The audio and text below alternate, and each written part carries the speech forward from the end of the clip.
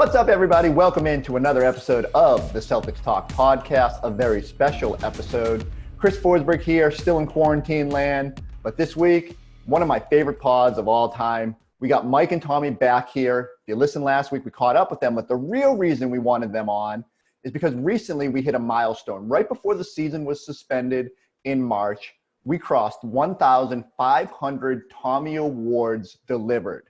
So essentially, this was born out of the fact that Tommy Heinsohn used to give out Tommy points during the game. Someone would go to the ground to get a scrappy loose ball or make a clutch steal, and they would get Tommy points during the broadcast, and it sort of took on a life of its own. Marcus Smart, that's a Tommy point. I remember even as a young kid watching games and seeing people holding up Tommy point signs. It was nice to dive in with Mike and Tommy and figure out a little bit more of the history.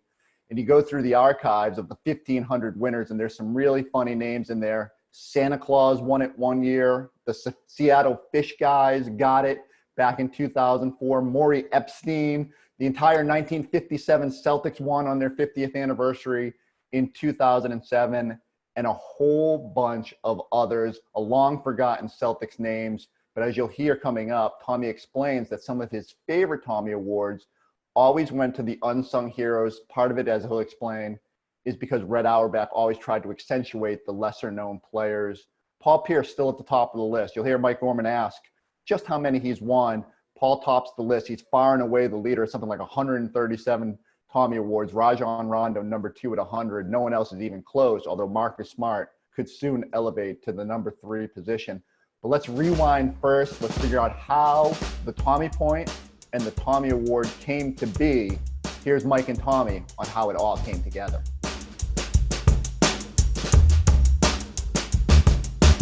The Tommy Award, and really Tommy points in general. So right before the season was suspended, I guess we crossed the milestone, 1,500 Tommy Awards handed out. What I'm curious is, take me all the way back. Do you remember how the Tommy Award started, Mike? Was this a Paul Lucy creation? Was this just something that came up organically? Paul had a major part in it. Paul's the best. I mean, he's just the best producer I've ever worked with. I'm sure Tommy would agree. And Tommy, you jump in on this if I'm going down the wrong track, but it seems to me, I remember we just were talking at one point about what could we do that was different. We want to bring something different to the broadcast that wasn't being done anyplace else. And so we came up with this idea about, Tommy said, well, I don't want to just award the high scorer every night saying he's the best player. I want somebody who does the little things that help you win. And so then we get into this whole debate, I remember, about what we would call it. And I wanted to call it a Heine, and because I thought there was a lot we could play with there. Tom nixed that early on in the discussion. We weren't going to have any Heinies. So then we went, that was the evolution of the Tommy point. And I think Paul was very instrumental in coming up with that name. But it really was, it was great for the broadcast because it became this kind of big question as the broadcast rolled on, especially when it first started. Who was going to get a Tommy point and not get a Tommy point, and ultimately who would get the Tommy Award at the end of the game.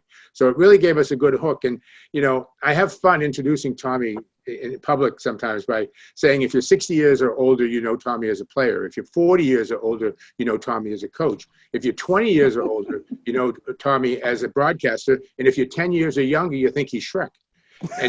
And that's how Tommy has crossed all, no, but with the Tommy points, the little kids come up with signs. Get me a Tommy point, get me a Tommy point. So all of a sudden this guy, we knew the people in the 60s who followed him, all the guys that grew up with him were going to like him. But now here's this whole generation of like 12 years old who don't know what he does, but just like this guy. He gives out Tommy points. I want a Tommy point. And it was just again, Paul Lucy probably deserves most of the credit, but it was just it was a great idea. It caught on, and it really got people little kids who weren't that interested in the game to begin with, now all of a sudden wanted the Tommy point. It became a big deal, and still is a big deal. I'm still waiting. Let me tell you about the Tommy point. My concept was to introduce something into the game that people don't recognize. And after all the years as a player and as a coach, I knew that the press would come in, get a stat sheet, and they'd look over it, and they'd see who scored the most points, who got the most rebounds, who got the most assists, and that would be their story. Now, I learned from Red Auerbach when I was playing that he spread the love Now, by the love, I mean, boy, when you start a game and you're one of those first five that gets called out to the middle of the floor and the spotlight is on you, all right? Imagine you being a player who's on the bench who believes that you're as good as anybody that's there getting the spotlight, and you're not getting the love. And what Red Auerbach did was extend the love, first with the sixth-man role, so that that guy ended up as a special player, and he would talk about it, that contribution. And what he did in the locker room was more often talk about Henry Finkel making something happen in the game, a very relevant play, or played well, or exceeded his role. So, I caught on to that. That's the way I looked at the Tommy Award at the time, is that these don't have to be the highest scorer or the greatest rebounder, although sometimes they are because it's so their contribution might be so great. But most of the time, it's the little guy who comes in off the bench and turns the game around or what have you. But not to prolong this thing too long, but you mentioned talking about people in the games getting a Tommy Award. Now, our producer set this up with some cartoons to start, and I think that was promoting it, and I think that was part of the thing, turned it into a fun thing. Mm-hmm. But people would hold up signs when we were on the road. Give me a Tommy point. And I would look at Mike and I'd say, can you believe this? This guy in Minneapolis, Chicago, opened up a sign, give me a Tommy point. The funniest one of all was they would hold up signs. And we're at the Garden and some girl holds up this sign and it says, give me a Tommy point, please. My boyfriend will take me to the prom if you give me a Tommy point. So needless to say, we show the sign, and I give her a Tommy point. 3 weeks later, she holds up a sign, and it says, the Tommy point got me to the prom. All right, so we finished up. The next year, the season starts, and this girl comes up to me, and she's got this guy in tow, and she says, I want you to meet the guy that took me to the prom. We need to find out if they're still together. Yeah. We need to see if they're still together. Yeah, we should. That Tommy point could have led to a family, like generations. That's what the Tommy point does. One of my favorite things is going, when a player first comes to the team, like Enes Kanter this year, he gets his first Tommy Award, and I say to him, hey, you won the Tommy Award tonight. And he kind of looks at me cross-eyed. And I explain it to him. And then I think he doesn't think anything of it. And then, he goes out and has a big rebound night, and he'll come over to me and go, did I get the Tommy Award tonight? And so it resonates with the players as well. As much as they pretend like the media does not exist at times, they definitely are aware of these things, and it certainly resonates. Who do you think, Tommy, leads the all-time history in Tommy points or Tommy Awards? Anybody jump to mind as one of your favorite to give to? I can't remember specifically, but I get a thrill when an unknown guy, and we have unknown guys, the press say, well, they don't know him, or he's new to the team, or whatever. I really get a thrill when I give that type of player a Tommy point. And you look at all the people that win Tommy Awards. I mean, they're not all the highest scorers. Yeah. And some of them, Marcus Smart is a typical Tommy Award winner because he gives you something that transcends the score sheet. And somebody, like when I was coaching and we won that triple overtime game, a kid came off the bench for me by the name of Glenn McDonald, who just helped us win the game, played, terrific basketball in the third overtime, to give us the victory. And those are the things that you got to celebrate, because those are so unusual in sports, where guys respond to the challenge as beautifully as like Glenn McDonald did. Yeah. It says here in my notes that Mike Gorman won a Tommy Award in 2004. Did I? Well, he gets a Tommy Award every night for dealing with me. We must have played really poorly that night. I need to go back in the archives and figure out what was so special that night. Brian Scalabrine won 15 as a player. And so, like, Paul Pierce number one? What's that? Was Paul Pierce number one? Let's see.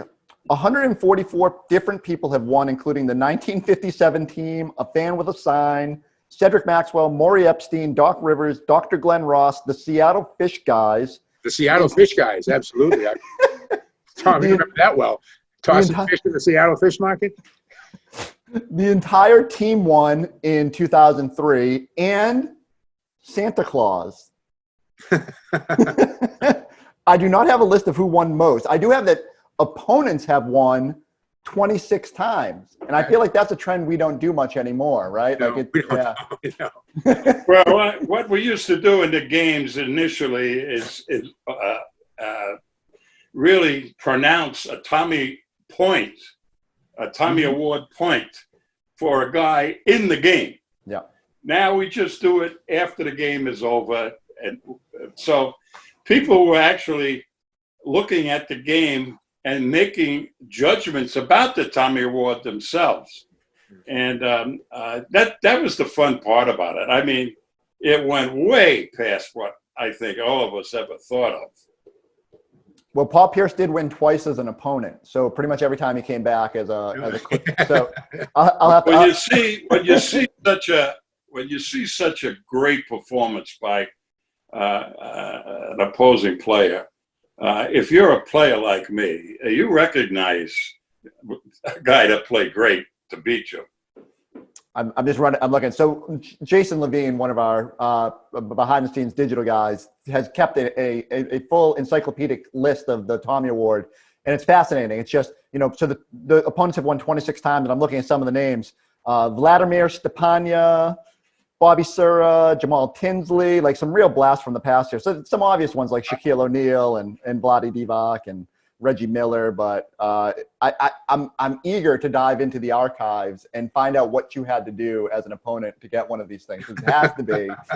It's either a reflection of how badly the Celtics played that night, or otherwise. All right. He said it earlier. Well, I learned from Johnny Most that when the Celtics lose, you don't start complaining about the Celtics losing. You compliment the team that beat you, because they really played great. So, and you summed it up in 3 words, Tom. Exceeds his role. Yes. That's what Tommy point. Yeah. Well, I'm handing out Tommy points today. You guys get them all. Hey there, it's Tom Haberstroh, your national NBA insider for NBC Sports and host of the Haberstroh podcast. If you're like me and you cannot get enough talk about Michael Jordan and the 90s Bulls, you need to listen to my interview with J.A. Adande, who covered Michael, Kobe, and LeBron, and is now the director of sports journalism at Northwestern. Every time the door would open, I was kind of like, is that Michael? Is that Michael? And then finally he comes in. We'll go deep on all things Michael Jordan, so download the Haberstroh now, wherever you listen to podcasts. Mike Gorman did get a Tommy point. He was unaware of it while we were taping, but he got one in 2004. He's been waiting ever since to get another one. I'm sure at some point he'll get another Tommy Award along the way. As Tommy Heinsohn said, he deserves one each night for having to deal with him during the broadcast. I just think it's fun to go back in the archives and find it out. And writing this story that you can find on NBC Sports Boston and the My Teams app, I was able to go through, and J.R. Bremer, even opponents. Opponents never were supposed to win this award, but sometimes they were so good they got it. 26 times opponents have won the Tommy Award, including Paul Pierce twice. Okay, Tommy still keeping it in the Celtics family when they come back. And this is something that will presumably live on forever. It's fun at the end of the night. Sometimes you look at the stat sheet and your inclination is to give it to the high scorer, but Tommy loves to give it to that scrappy guy who maybe came off the bench, made the big play. As he said, Red Auerbach used to talk up Henry Finkel all the time. Neat to put the spotlight on those other guys and let them get some of that shine. We went back in the archives. here's a little something we put together with some of our favorite Tommy Point, Tommy Award moments throughout the years. Turner again, baseline this time. Nope. Whoa! Marcus Smart. That's a Tommy point. Almost a steal by Pierce there. Simon going to the floor, and it's picked off by Walker. Ahead to Batsi. That's a Tommy point if I ever saw him. Come up with the loose ball. That's a Tommy point for Brown. Rozier again. Rebound. Nice hustle by Pierce. That's a Tommy point. Garnett's going to have to shoot it. Off the side of the glass. 24-second violation. Tommy point for Walter. Antoine can't get it. Tipped in by Delt. That's a Tommy point. Absolutely. Pierce to the basket. No. Rebound. Pierce. Yes. I got to give him 2 Tommy points there.